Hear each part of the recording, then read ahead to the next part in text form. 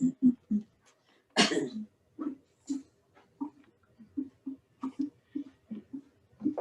evening, everyone.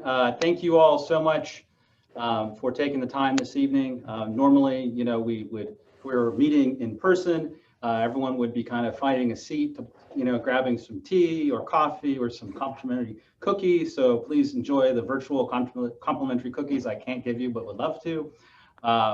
But it's real important right now more than ever that we can keep communications open from the city government to you, and also from you to hear from you what's going on in your neighborhoods. And so this is one way to do that. It's not going to be the only way.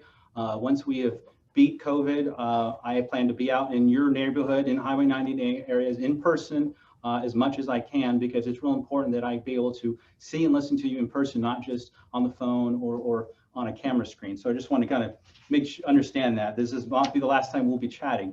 I want to next kind of go over the tips for how to communicate with us. There's basically two ways. If you were on Zoom right now, then when you want to ask a question, then you press the little virtual hand button. And if you're calling in, then you want to press *9, and that signals a virtual hand raising as well. So just making sure that's, and so with that, we'll go on to talk about the agenda for tonight.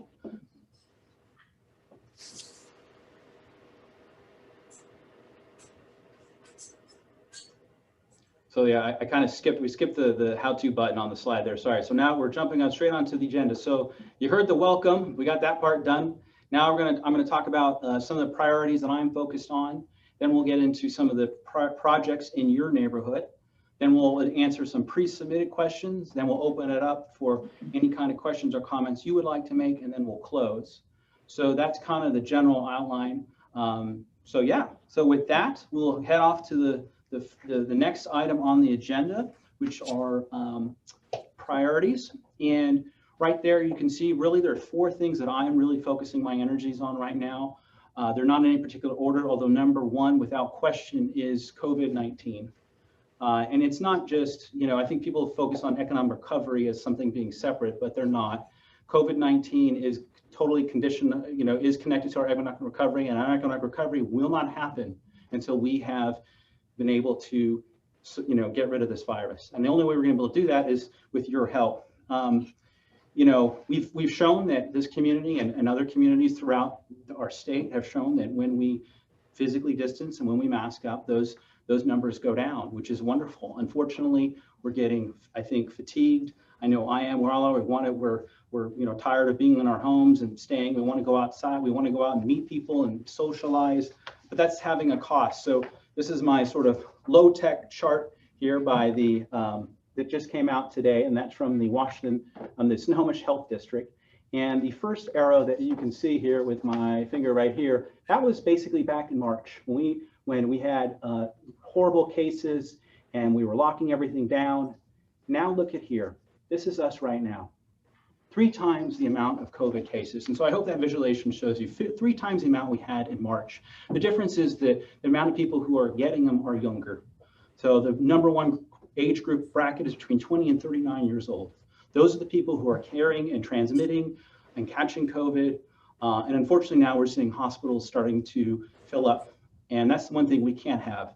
You know, when you hear about ICU, intensive care beds, those are beds that normally are if you've had some sort of, you know, heart condition, surgery, been a vehicle crash, a head injury, you've come out of surgery, anything major, anything traumatic, those are where you get that kind of intensive care. And right now, those beds are being filled up with COVID patients.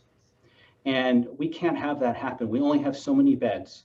So whatever you can do to social distance, whatever you can do to physically distance, to wear your masks everywhere and anywhere, please, please, please, it really does make a difference.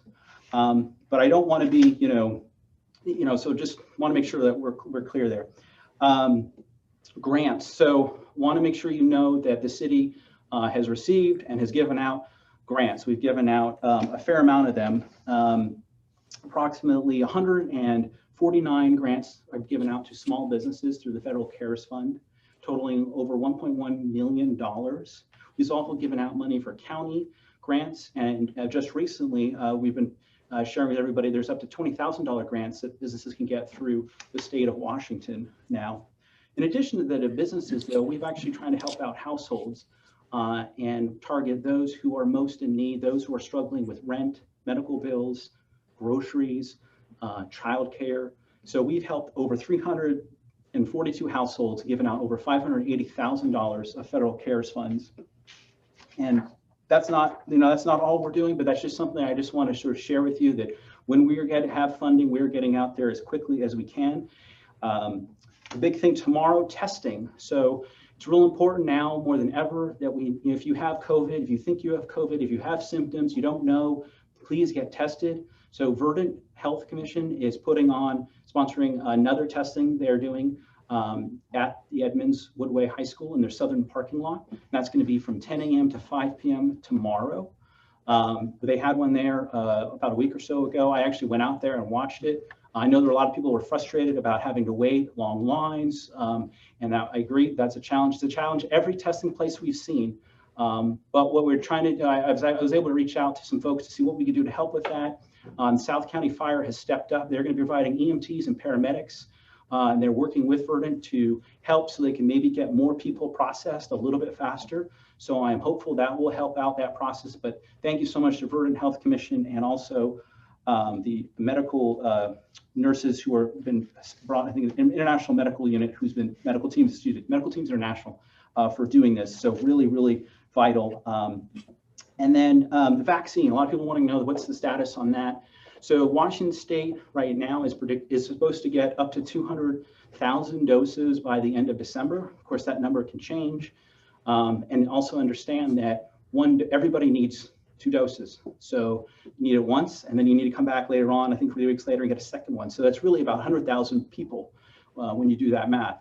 And so the priorities right now, and they're still kind of working out, but right now it's healthcare workers, as well as staff and patients of long-term care facilities as those who are most in need. And so those are really who are going to prioritize and get those first. And back to, but in addition to that, we're also seeing, that there's other needs out there that are having long-term implications. So in our 2021 budget, we're funding a human services program. We're bringing on a social worker so we can help those who are having housing instability issues right now. Super important. Okay, I think I've talked about that one. Let's go on to Highway 99, your neighborhood. There are 2 major projects that our city is doing, and I think you need to know. Number one is this Gateway project. So this year, the City Council agreed to fund a center median is about 2 miles long, and it will help reduce vehicle crashes there by about 1/4. Also, it's going to put in a planted median, so to help beautify it, it's going to have gate signs at either end of the 2-mile section, as well as a safe place for people to cross during that 1-mile area where there's no safe place to cross. And then the new thing for the 2021 budget is a community renewal plan. So we've heard from we've heard from many residents about some of the challenges that you're experiencing in Highway 99, whether it's crime, whether it's poverty, whether it's lack of services, all those kinds of things. And we hear you. I totally get that. And so a community renewal plan is the first step. And what it ends up doing once we get this moving and from funding for that is it gives us more tools so that we can actually do more. And particularly, we're going to focus on the southern portion of Highway 99. And it gives us the ability to do public-private partnerships, things we can't do right now, but legally, but we will be able to do moving forward. So really be able to really focus on investments to really kind of, more to revitalize that area. So very, very exciting about that. You'll hear more about that in a little bit from some of my staff, but just want to kind of share that with you. Next priority is equity and justice. Right now we're experiencing a lot of, COVID has highlighted a lot of things. It's highlighted our vulnerabilities. It's also highlighted our inequities.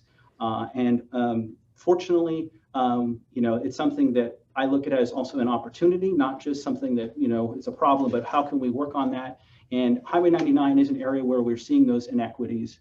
So there's a couple of things I'm doing that you'll see. It's not just what I'm saying, but what I'm helping fund. And if you look at our city budget, number one, I'm funding diversity and equity training for all our city staff, all of our staff, including our boards and commissions, those volunteers, they're all getting that. we're updating our comprehensive plan. So our big planning document that we update every 7 years is now going to have an equity component in that, so that we're making sure that those underserved communities and populations are represented in the planning documents. We're also providing a special equity inclusion arts grants. You know, our communities that our art community has been impacted are artists, nonprofit organizations, by COVID. And so it would be a great opportunity this year to inspire and support those projects in these challenging times to fund art programs that focus on equity inclusion. So that's another request. And then a police body cam project. So to provide more accountability and transparency for our officers in the community. That's a pilot project that has begun. It's going to take about 6 months long before we work on the next steps, but that's something I'm committed to for our community. And then most importantly, I created an equity and justice task force, and they are members of the community. They are people who aren't any on boards or commissions, but who have been impacted by these issues, want to have a voice in these issues. And they're working on a report in January with recommendations about how we as a city can start to look at things from an equity lens. And to give you an example of that, you know, when we look at how we're going to fund a new park, we don't look at it from an equity lens. Because if we did, I can tell you that the first place that has the areas where there is not represented, where it's underserved, is Highway 99. So Highway 99, if we look at through equity lens, would be the first place we'd be getting a new park. So it's trying to kind of, again, focus on reprioritizing those areas. And then finally, the Edmonds Marsh. This is an area through time that has been, we've tried to make difference there. Part of the challenge is we are not the primary landowner, but there is some momentum now changing. We've been putting a lot of pressure. We've been working with the governor's office. We've been working with all the different state agencies, and we're reaching out to everybody. Looks like we're going to have a final cleanup action plan that the Department of Ecology is working on with Chevron Unocal. And that's kind of the first major step into some next opportunities there. We're also going to be working with our state legislature to help with funding and working with WSDOT. So I won't get too into the weeds, but essentially part of the land was originally purchased to build a ferry terminal. That's not happening anymore, but the WSDOT still needs to be made whole for all that money that was spent on there. So we're working with the legislature to figure out a way to do that, but very optimistic that we can see some real progress there. But in the meantime, we're still moving forward with other habitat restoration projects around the marsh. Both our Parks Department and Public Works are going to be involved in that. So looking forward to that, really, because at the end of the day, this is one of the few saltwater estuaries in all of Puget Sound. And it's a great opportunity to protect our juvenile salmon. And we're obviously having a huge problem with salmon everywhere. And this is one area where we can do our part. So very excited about that. And then we're also comprehensive plan. We're also going to make sure that we, you know, in the comprehensive plan, it talks about this ferry terminal, and we're going to make sure that we also talk about what do we want this space to be? Do we want this to be open space? What do we want our marsh to be? And that's real important because right now our comprehensive plan says it's going to be a ferry terminal. So we need to update that as well. All right, so that's enough of me. Now we're going to turn it over to the next area of our agenda. Our neighborhood projects, and tonight we have both Phil Williams, who's our Director of Public Works first, and now we're followed by Shane Hope of Development Services and Patrick Doherty of Economic and Community Services. So with that, I'll turn it over to Mr. Williams.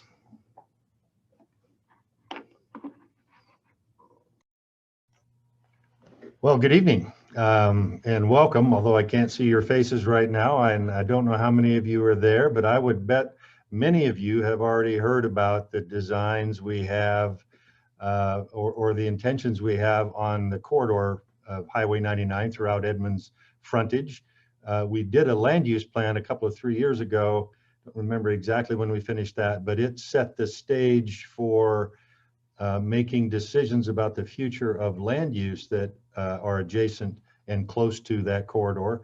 And now we're trying to do transportation improvements throughout the corridor that are compatible with that land use plan so that the two can work together seamlessly. We've been working on the Highway 99 idea of redoing the corridor. I'm not seeing the PowerPoint. Is that up and running? Sorry.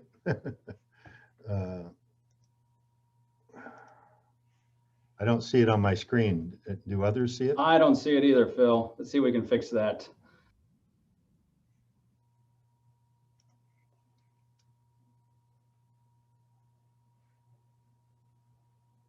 There you go. Okay, now I do. That's good. Thank you. So we have about 2 miles of frontage on Highway 99. We share a portion of it on the east with Linwood, a small portion, and there's actually a teeny bit of Montlake Terrace that just barely touches Highway 99 as well. But pretty much everything on the west side of the highway and much of it on the east side of the highway is in Edmonds. And if you're familiar with the improvements that took place in Shoreline over the period of about 10 years, the concept wouldn't be that much different here in Edmonds. The idea of having medians and left turn pockets, improving the frontage along both sides, ultimately with wider sidewalks and better lighting and more attention to aesthetics. That would be our plan as well. And the first step in the project would be to address the pretty acute safety problem we have there. If you remember, of course, the geometry now, there's a center two-way left turn lane. So people can pull into that and almost wherever they want, make left turns to try to get into businesses. And when you think about that challenge, you're crossing 2 lanes of through traffic to do it, as well as the business access transit lane, or the BAT lanes on each side.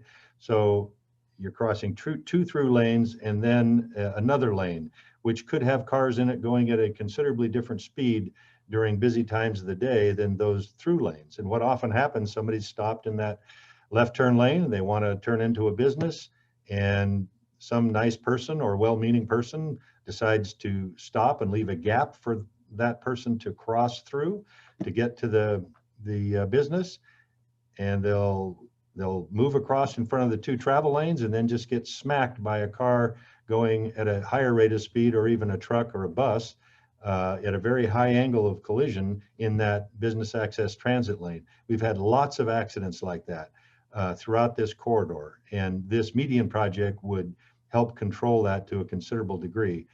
You can see a quick sketch of it in this picture, and from left to right, if you add all that, well, wait a second, that was,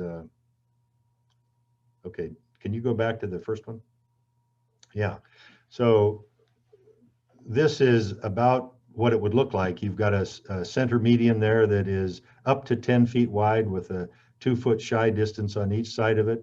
Be landscaped. There would be trees in portions of it, and other areas where maybe it gets a little narrower, there would be no trees. But there would be left turn pockets like at mid-block along the route, so that you could either do U-turns or turn into a business that's right there, but you'd be able to do it safely, and cars that are approaching you would realize that's a point where they might see a left turner. So it's much safer, it really reduces crashes, and that's the whole idea. And if you look at the geometry about from left to right, we'd be putting in slightly wider sidewalks. Actually, let me start with the items that the mayor mentioned earlier. I don't want to forget them. So we have the raised landscape medium along the entire corridor, all the way from 244th on the south to 212th Street on the north. In fact, a little bit beyond 212th Street where the city limits are. We'd also be putting in this activated crosswalk, a hawk signal, at a location just north of 234th Street. Approximately where the community health center is would be a good location for that. And this would be for pedestrians only, well, bicyclists and other non-motorized traffic too, to cross the highway safely. And if you've seen a hawk signal before, it's like the one we have on SR 104 down by City Park. You can see them on 196th as well. And they're much bigger and brighter, and they're made for wider streets with faster traffic on them than those rectangular rapid flashing beacons that you see on city streets quite often. This is a much bigger system. So the pedestrian would activate it, signaling they want to cross the road, and about 11 seconds go by. It starts flashing yellow, and then it goes to a solid yellow, and then it would go to a flashing red, or excuse me, to red. And during the red phase, the pedestrian would have time to cross the intersection.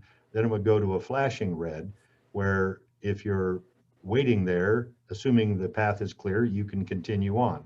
And then a few seconds later, it would go dark again.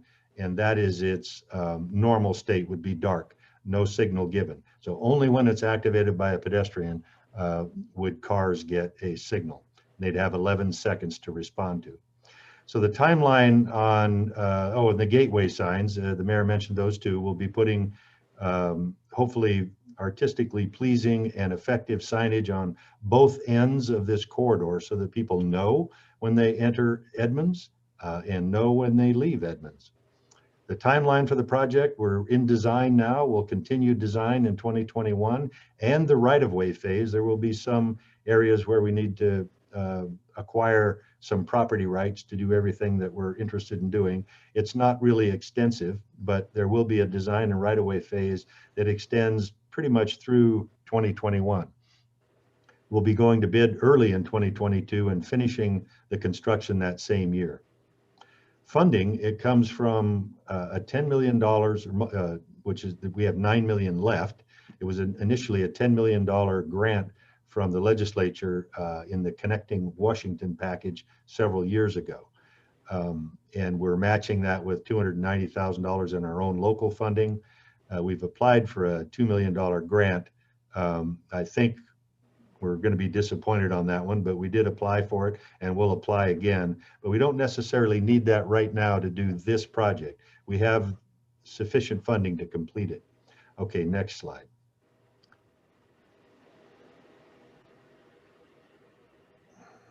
Do I do that?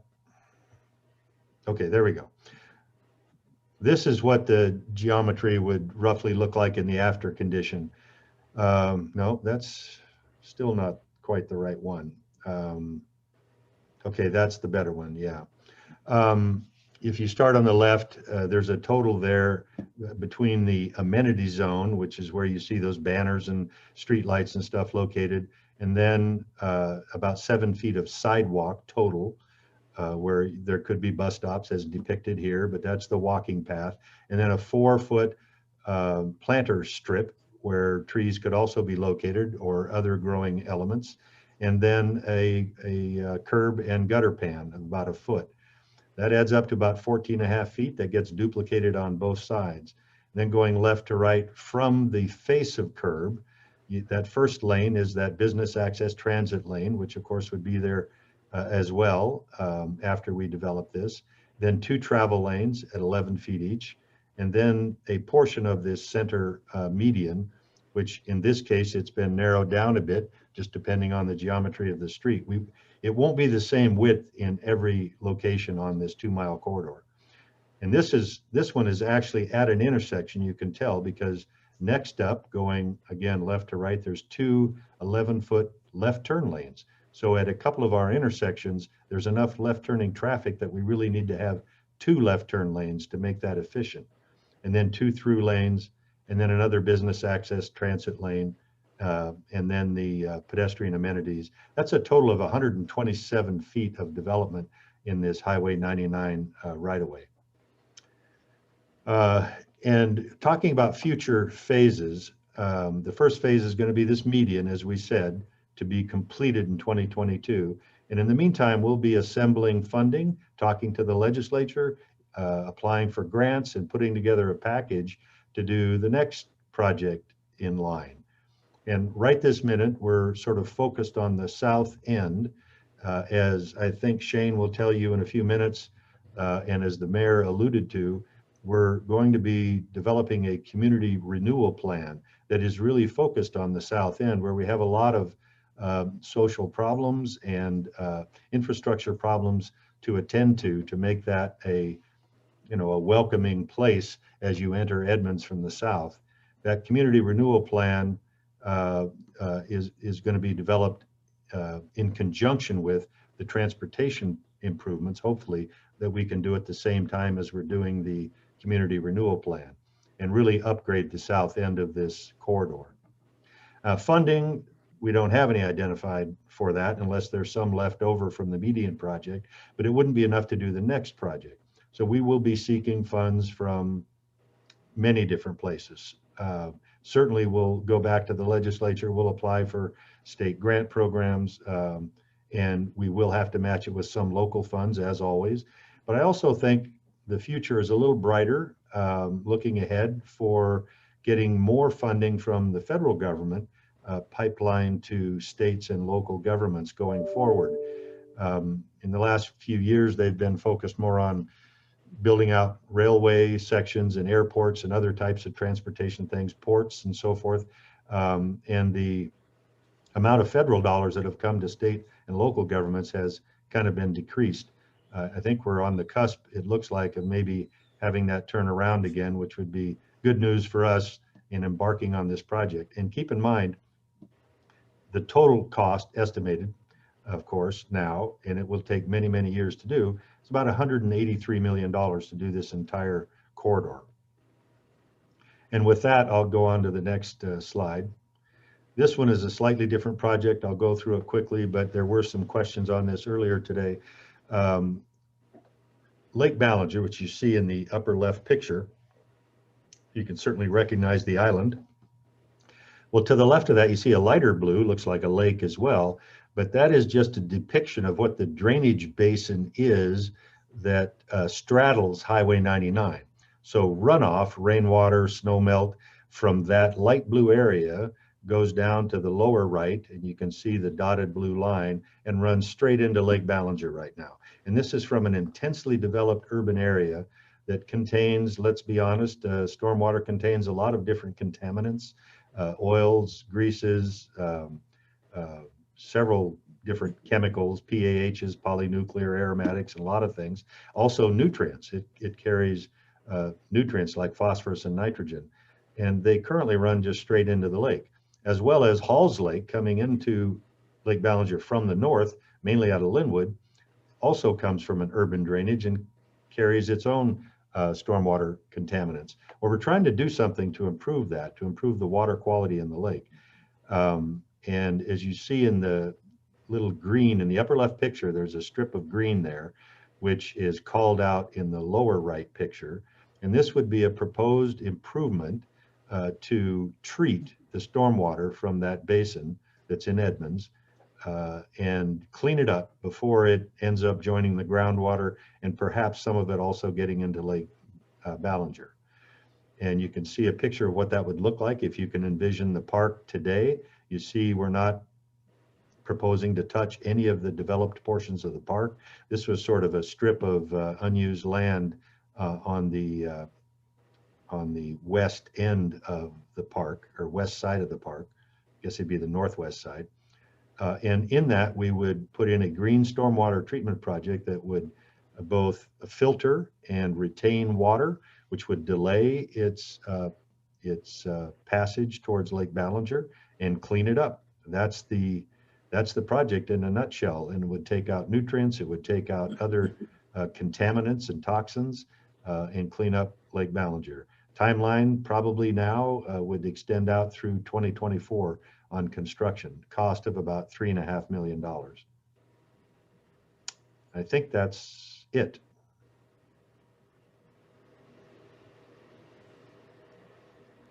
All right, Shane, you're up. Very good.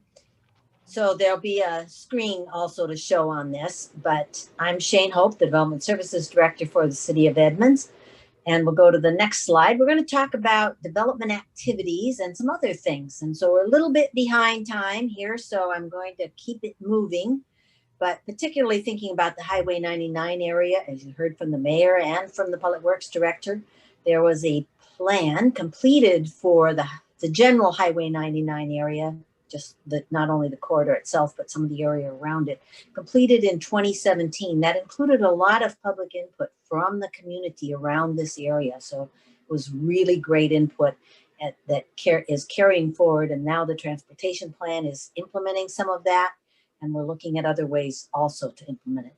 But meanwhile, there's development happening, and we're going to show you about some of that with the next slide. For example, there's the Edmonds Village, which is a small area along Highway 99, close to the big grocery store and other things. And so that's been finalized. Next. We also have an interesting project, the Kids Foundation Academy, that you may have seen just off of the Highway 99 area, which really takes a parking garage that used to be underneath this building and turned it into a daycare center that's very attractive and usable and friendly for kids. That's final. And then there are 3 car-related projects. That's Doug's Mazda showroom and service center, 13,000 square feet in new commercial, this repair facility that's part of it.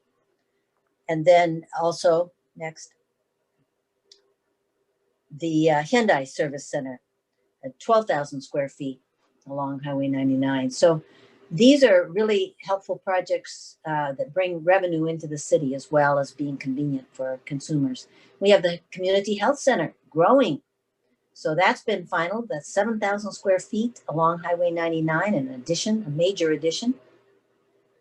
And then what's called the GRE apartments.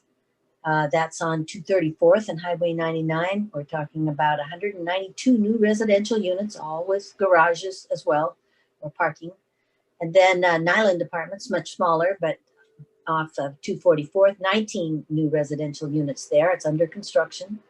And then a project called Anthology. This one's a little bit in flux about exactly how they're going to pull this one off, but they've applied for 192 senior living units on 72nd Avenue. And then the Apollo Apartments, they're currently under review, and this is also on Highway 99, that would have 240 new residential units. Again, all meeting our newer standards.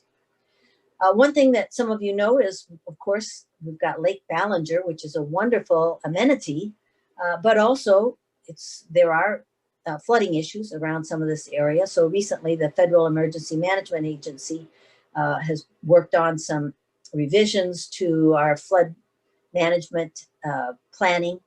And one of the main difference probably is if you're in one of the high flood risk areas and you want to rebuild your house, totally rebuild it or start over or do some really huge renovation, you could have to build to a little bit different standards to prevent flood problems. Next. One of the things that's not actually shown here has been referred to, and that is the community renewal plan. So while we have great long-term plans going on for the Highway 99 area and the the transportation project that's taking shape, we also know that there are short-term problems that has been mentioned. Some of the issues, minor criminal activity in some cases, or nuisance activities and problems about who should be where and that kind of thing. Trying to deal with some of the problems along this area, particularly the southern part, we want to recognize needs special help. So the idea is in this next year to have a community renewal plan that will give the city some more tools to work on this. While we do some code enforcement things now, we believe there'll be better tools with this particular type of plan. And it will need community input. So we're really going to be looking for you folks who live in this area to provide us input on what the issues are, what the needs are, and on what some of our ideas and your ideas will be for addressing those things. And that's a short-term project. Back to you, Mayor. All right. Thank you very much, Shane. Next, we'll turn it over to Patrick. Okay. Welcome, folks. I'm Patrick Doherty, Economic Development and Community Services Director. And I think before I dive into this slide, but we can leave it there, that's fine. Just adding a couple things about the community renewal plan. There have been a couple of questions, so I'll just kind of dive in with that. That's a planning process. So when we mention that we will be engaging our energies to come up with a community renewal plan, that also means engaging the community. So there will be opportunities in the new year to get community input and engagement on how we go forward with the community renewal plan, which is basically about, you know, we've heard from Phil Williams about these wonderful transportation improvements that we want to see, which are very important and really help create an environment that not only accommodates more development, but it you know, amenitizes it. But then outside the roadway, you have the land uses, and that's what Shane was talking about. And we want to make sure that we can pursue the kind of development that the community needs, whether that be public investments, private investments, opportunity for new housing, new jobs, new goods and services to serve the community, and again, including public investments. So the Community Renewal Act provides us the opportunity to access a little bit more tools than we normally can in our regular planning and development. But moving beyond that, as the mayor said at the top of the presentation here, we've been issuing grants for several months now, and I just want to give just a couple more details about that. You heard about how many we've done. The business support grants, as the mayor said, have been you know, about 150. We actually got another infusion of county money just last week, and on a very short timeline, we're issuing the last people who applied but couldn't get grants the first 2 times because it was too many numbers, and the county is just giving us some money to fill out our list. So we should be able to give about 25 more. But one of the things I want to point out, in addition to what you heard, is that we were really very insistent on making sure that these grants go throughout our whole community and also get to a full range of demographics. So we did an extra effort. Different staff spent probably most of 1 week in July walking the city. We walked Highway 99, Westgate, Barronville, Verdale, some of the other districts. And we handed out flyers in 5 different languages. And so as a result of all those efforts, plus other media push in different languages, we had a really robust showing of applicants from a diverse cross-section of demographics. So we should be really proud about that.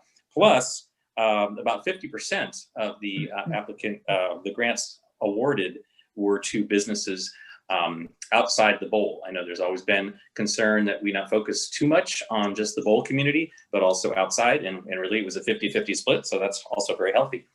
I want to make sure that anybody who is a business owner or knows a business owner is aware of what's in the middle of the slide here. There are currently grants available from the state of Washington, up to $20,000 available, especially to those businesses hardest hit by the restrictions we've seen this year. They encourage applications by December 11th, and there's a long, it's probably hard to maybe copy and paste that, but it is at choosewashington.com. So I think if you go to choosewashington.com, you'll probably see the grants applied there. And if anybody wants more information that can't copy that off of the slide, they can contact me. We also have given out these housing and supplementary relief grants. Somebody's phone was ringing there. And I just wanted to give a little more information about that. No, shoot. And that's, we have given out, as the mayor said, grants to households. And, you know, again, we've served 342 households. That's up to almost 900 people. And a lot of those households went to the, a lot of those grants went to households in the Highway 99 neighborhood and Lake Ballinger neighborhood, but all throughout the city. We had a focus on families making, only making up to 60% of the median income. So that's how you get the grants to the people with greatest need. And we don't have any more money on that. That was CARES funding. The CARES funding ends this month. There is hope that Congress will maybe pass another stimulus act. They were even meeting, I think, today to discuss that. So we're still hopeful that in the new year, there might be more money that we can get out to the community, both to residents and to businesses. And I think that's about all I have. All right, thank you, Patrick. Now we'll get to the next part, which is questions. So we've been asking for, I want to say a couple weeks now. So for questions that folks had, we've gotten some of those in advance. So we'll next show slides of those already submitted questions, and then myself and others will do our best to attempt to answer them. So there are no particular order. So right off the bat here, so could the mayor expand upon his willingness to begin to begin a study to relocate the police and city offices to the Highway 9 corridor to bring much needed revitalization to the area and downtown. So as I already mentioned, I think the community renewal plan is really that mechanism for revitalizing it. We of course want to focus on a variety of public amenities and services that best fit your community. And that can mean a lot of things, but so that's just something I just want to make sure that folks understand that. And, you know, we already have a fair amount of police resources. Probably the most that we send anywhere else in the city is focused a lot on majority of a lot of stuff is focused up on Highway 99. So we want to make sure that we are really putting in the right amenities and services. And again, focusing on the longer term problems and how to, as opposed to more of that sort of, trying to just sort of react to a situation, but really try to get to the underlying issues and how do we correct those underlying issues. And we believe some of those more investments in that communal part is really how we address that. Second question here, what does the mayor see as a positive step forward by nominating Officer Pruitt for the safety of the citizens along the Highway 99 corridor?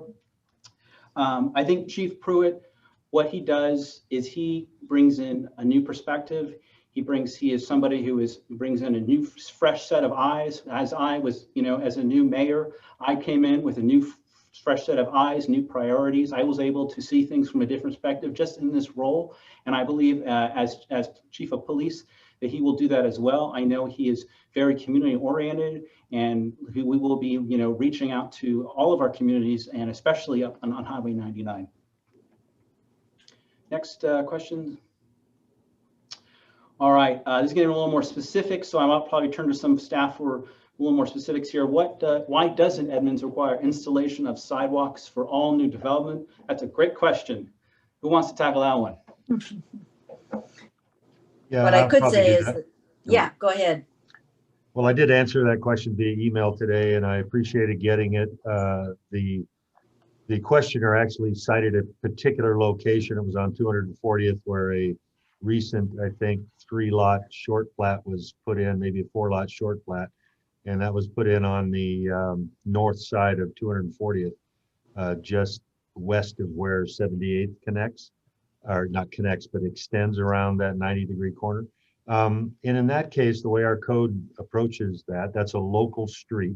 It is not an arterial, minor arterial, major arterial. It's not in that class. It's a local street. And our code suggests that on local streets, all the city really needs is a sidewalk on one side. And generally, we will slowly assemble that unless we get a grant or some project that we can go out and build it all at once. It'll be done piece by piece as properties on the side of the street where there is already some sidewalk begin to redevelop, and then they'll add more and more sidewalk, and eventually either there'll be a continuous sidewalk or there might be a small missing piece that the city could find the funds to go in and finish. That's how we put together sidewalks in neighborhoods around local streets. This project that went in was on the other side of the street where we're not expecting to see a sidewalk, so they were not required to build a sidewalk there. That's the way the code works. Shane may want to comment more on that. That's currently right. We are looking at whether there are other options for the future, but that's the way our code is right now. Yeah, and I'll just add on. Yes, we are looking at exploring other options so that we can have that as a potential requirement moving forward. So stay tuned. Next question, when will the Lake Ballinger sanitary sewer replacement be complete? Mr. Williams. Today, it was, we paved out the trench patch. We're essentially done with that work that was being done largely at that bend in the road between 78th and 240th that I was just mentioning. I think we finished up patching that, doing that trench patch today. So that project's done. Let's see. There was another part to that question, as I remembered, and it was they were concerned that us doing that project had interfered with the community's access and circulation. And it's true, those are narrow streets, that one in particular, rather narrow street. We never did close it during that project. We were flagging people through the project, but there could be some backups at times, that's true. And then when we're when we're finally paving it out as we did today, we had to close it briefly, maybe for an hour before we could let traffic back onto it. But there was a concern about access, I think. We appreciate that. We did notify the neighbors in the area, immediate area anyway, 2 weeks in advance that we were coming to do that work. And we did it, and now we're done. Thank you. What is the city's role in clearing down trees in the right of way? Well, it depends a little bit on why they're downed. If somebody cut it and fell it, which has happened, and then just left it there for the city to clean up, we would generally find it. Either somebody tell us about it or we'd see it ourselves. And if that was the case, we'd try to get the homeowner to hire somebody to clean it up. But generally, if a tree just falls over, it's diseased, it's dead, the wind blows it over, something like that, we come out and pick them up as soon as we know about them. This one that was mentioned in the question today, I sent somebody out to look at it today, and excuse me, they'll be out tomorrow morning to look at it. I talked to them today, and we'll take care of it if it's our responsibility. And it generally, we don't parse that out too closely. If it's causing a problem, we'll fix it. Thank you. What is the city doing to proactively address street crime and trash in the Lake Ballinger neighborhood? I don't know, Phil, if you want to take on the trash part of it. Well, I sent a response to the questioner a little earlier today, but that whole area where Highway 99 and Highway 104 meet, that interchange that the state owns, is kind of a problem area. I think we've all seen that. There's a lot of graffiti on the concrete elements of that interchange. There's sporadic homeless camps. There's a lot of trash that's left from those, and littering that goes on, probably crime taking place in the darkest corner of those areas. Yeah, that's all very true. We've been trying to work with the state to put more resources together for that. They need to. We ended up with a piece on the southwest corner of that interchange that we didn't even know we owned. Probably been in the city since the entire area was annexed 25 years ago. And the city was completely unaware we owned it. When it was pointed out that we did, we went in and cleaned all that up and repaved that was between the, is it a hamburger place there up on Highway 99 where you could walk from there to the west, and it's kind of a private secluded pathway. We repaved that, took out all the trees that were causing the tree roots to lift the asphalt. We took care of that, and that's the kind of thing I want to see the state do too. They need to maintain that interchange better, and we are in contact with them frequently about that, have been just in the last few days. I'm waiting now for an answer as to when they can get to it. We've offered to help them. We can go up and partner on that if a cleanup, which is necessary. We'd be happy to help with that. So we're working on that. Thank you, Phil. And back to the first part of that question, which is what is it doing to proactively address street crime? And I think the key word here is proactive. And one way to proactively address street crime is to, areas where the crime is happening, is making sure that those areas don't allow that to happen in the future. And if those areas aren't being cooperative, then we'll find other ways to make sure that those criminal activity isn't happening there. And revitalization and community renewal plan is one of those tools. That is a real tool that gives us a real way to proactively address that street crime so that that type of activity will no longer happen there. Next question, got the slide up there. Okay, so we've gotten some, as we've been talking, I've been getting some on, so let me just go ahead and read those.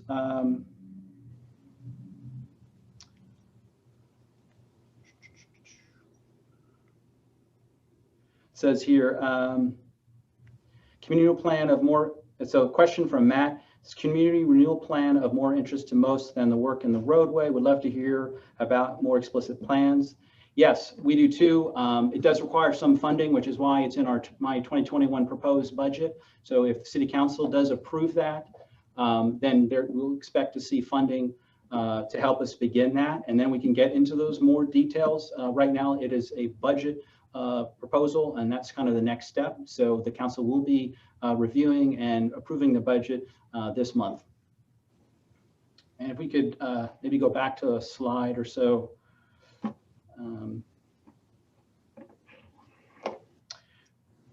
Okay, next question. What are the plans? I'll say, hang on here. What are the plans for Lake Ballinger residents east of 99? Will we get sidewalks finally? Will 238 going to 76 continue to be the main thoroughfares, even though they're not meant to be? Mr. Williams, do you want to take that on? Yeah. Well, 238, I was just looking at that actually today, oddly enough. Strange you would ask that. You know, that odd little traffic calming setup that's on the west end of 238, several hundred feet prior to coming up to 99. That was a traffic calming measure that was put in many years ago. You know, I suppose more could be done there. What we would likely do, just based on interest, if there's a lot of interest in that, is do a speed study out there and check and see to what extent the volumes are higher than we would expect and the speeds are higher than we would expect. And we do have a traffic calming program that the council funds a little bit for each year. And you can apply for your neighborhood street if you think that speeds are too high or there's a lot of cut through traffic. That's something we can go out and look at.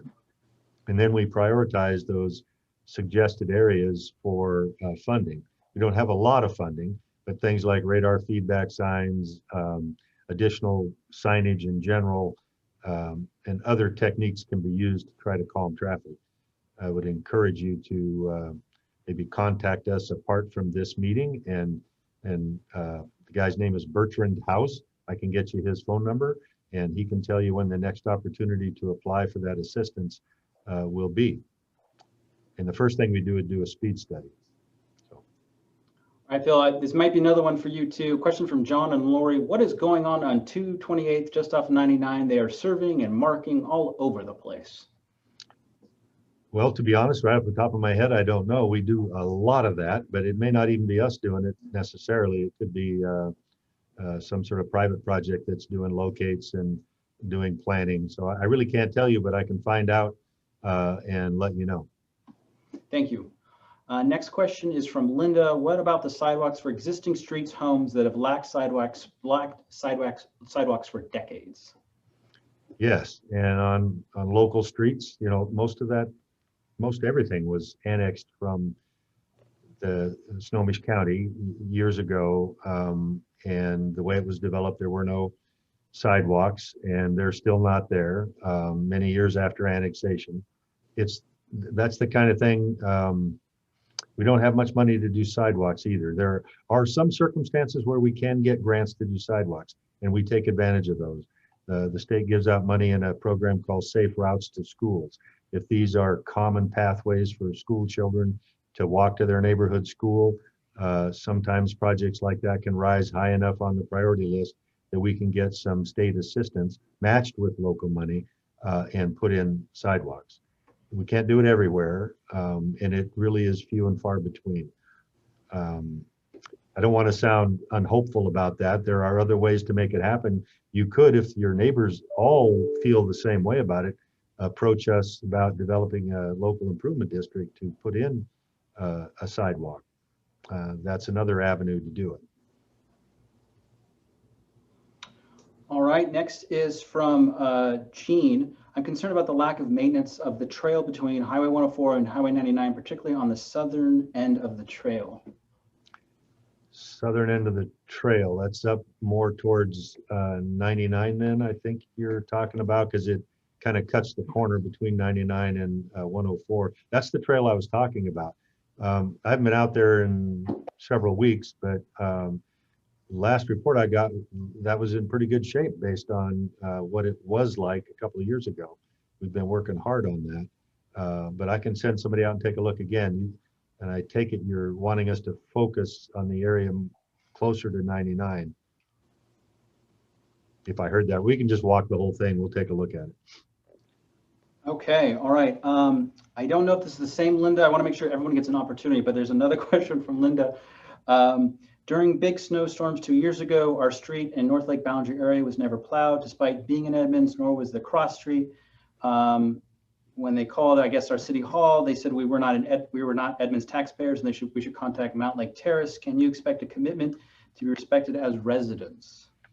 Okay, two things there. One, and believe me, I'm not going to question the homeowner as to if you know what city you live in, but you'd be surprised how often that can be a problem. And that is an area right there between Mountain Lake Terrace and Edmonds that was quite indefinite for a long time. In fact, there were discussions going on for several years about whose city that area was really in.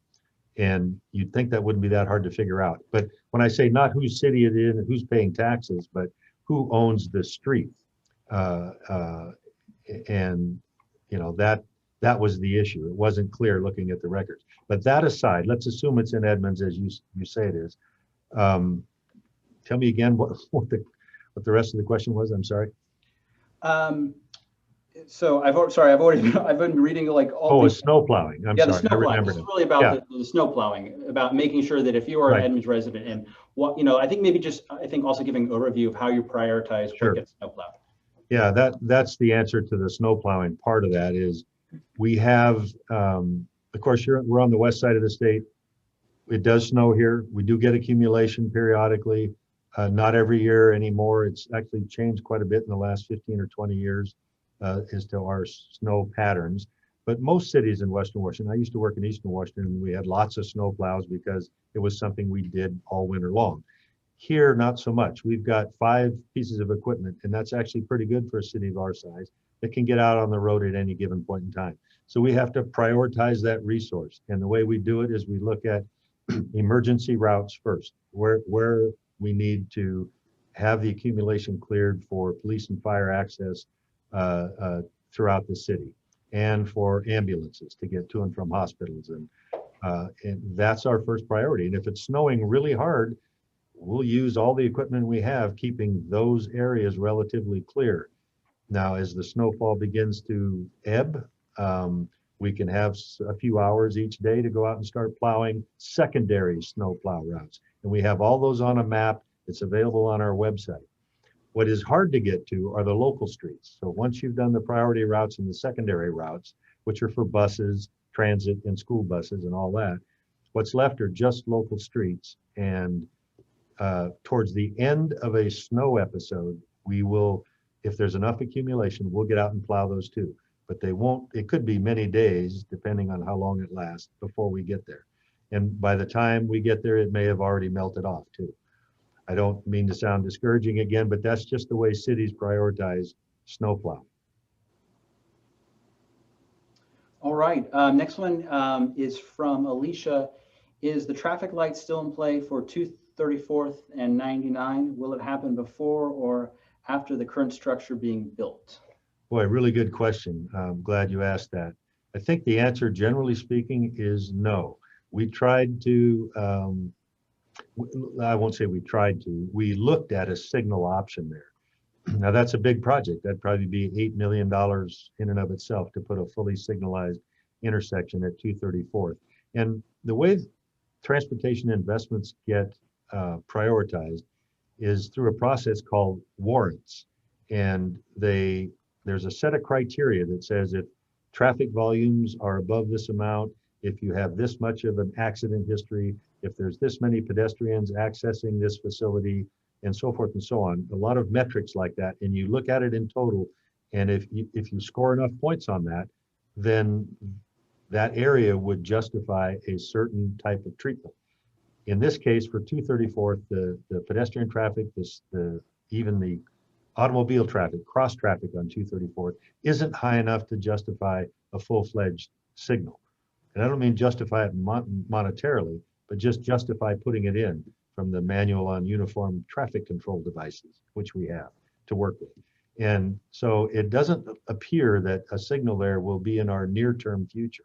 It will happen eventually as traffic volumes on 99 increase. But right now, that's not the go-to option, which is why we If you have a fully signalized intersection, then you by definition have a pedestrian phase that is protected. And since we can't put in a full-on signal now, that's why we came up with the Hawk signal a little bit farther north down towards the community health center. And that will be pedestrian activated and accomplish the same thing for pedestrians without putting in a fully signalized intersection. All right, this one's from Matthew. Is there any way to redesign the easternmost part of Mathey Ballinger Park where it lies between 74th Avenue West and the Lake Shore? I don't know quite how to answer that because I'm not sure what you were suggesting in terms of redesign. And I think since the word park was in there, I'm going to let Angie take that one. Right. So yeah, I was kind of digging in on the map to try to understand the area, Matt, that you're talking about. Mathey Ballinger Park is south of Lake Ballinger and isn't on the shoreline of Lake Ballinger.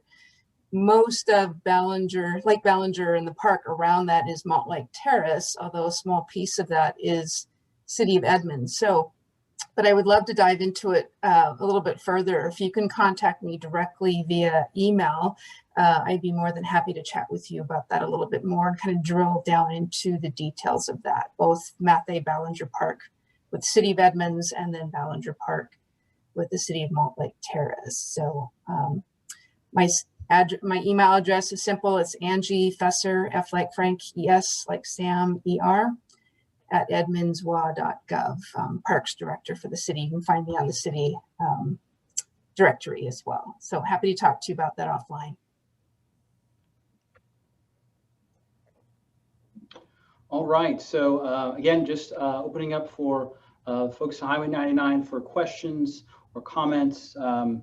If you have them, please send them with the virtual hand or pressing *9 on your phone, and then I get sent to them. So that's why I'm trying to like look down constantly while we're trying to answer them because getting ready for the next one.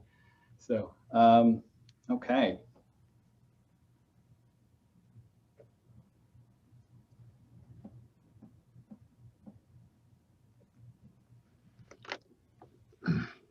Mayor Nelson, if I may take a moment, there was an earlier question in the chat room about parkland acquisition, and I'd like to address that really quick if we have the opportunity. Yeah, absolutely. It's something that in my proposed city budget, something that I'll just say right off the bat that historically we've never had it be a regular thing. So every time money was set aside, and then it wasn't spent, then it would be gone. So we're now making a permanent fund.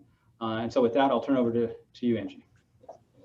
Right. So in the 2021 proposed budget in the capital side of the budget, not the operating, but the capital side, currently there is earmarked $700,000 moving forward, accumulating another $200,000 every year if it's not spent. That both is great seed money to start work towards acquisition, but also creates the opportunity to provide match for other grant dollars for land acquisition as well. We actually have already kind of started working on developing a program to kind of look through parcels and evaluate them as far as their value is a park acquisition, and our staff is developing that and actually have identified a couple of parcels already kind of in the Highway 99 corridor. If you know of any properties or parcels or have any suggestions, we're more than happy to know about them. Send that information to us as well. But we are, for once, setting aside reserved funds for land acquisition. And our priority is looking at the Highway 99 corridor in kind of eastern part of Edmonds for some potential park and open space land in there. Great, thank you. And I'll just leave the final one here because I want to also be sensitive to folks' time. We're a little bit over time here, which is from Carl. Appreciates info, but says this is not a neighborhood meeting and that we can't see each other and discuss. And I hear you. I think, we've tried to have more neighborly formats, and unfortunately, some others took advantage of that. And so this is one of those balances when we're trying to address getting information out there, connecting with the community, and then not having those try to take advantage and disrupt these meetings. So just like, you know, if this was a town hall and you have people that want to come in and are set on disrupting it, similarly in the virtual world, it's actually a lot easier. So this isn't permanent. We're open to different formats, different ways to engage with you. And I agree, this is not ideal. I would love to see everyone and be with everybody, but we're doing the best we can under the circumstances. But happy to always be looking to see what's the latest, greatest technology to able to interact with all of you. So thank you. First, I want to thank my city staff for staying late tonight and addressing a lot of these good questions and participating in these presentations. I want to thank all of you who come here virtually to listen and to share your comments and your ideas. I really, really appreciate them. And I look forward to coming to other neighborhoods virtually in all different kinds of formats. And hopefully with your help and your ability to, you know, wear your masks, physical distance, that, you know, soon we can have these neighborhood meetings in person. So thank you very, very much. Thank you for everything you do to keep our city so wonderful and welcoming and safe, and looking forward to seeing you all soon. Have a wonderful night. Bye.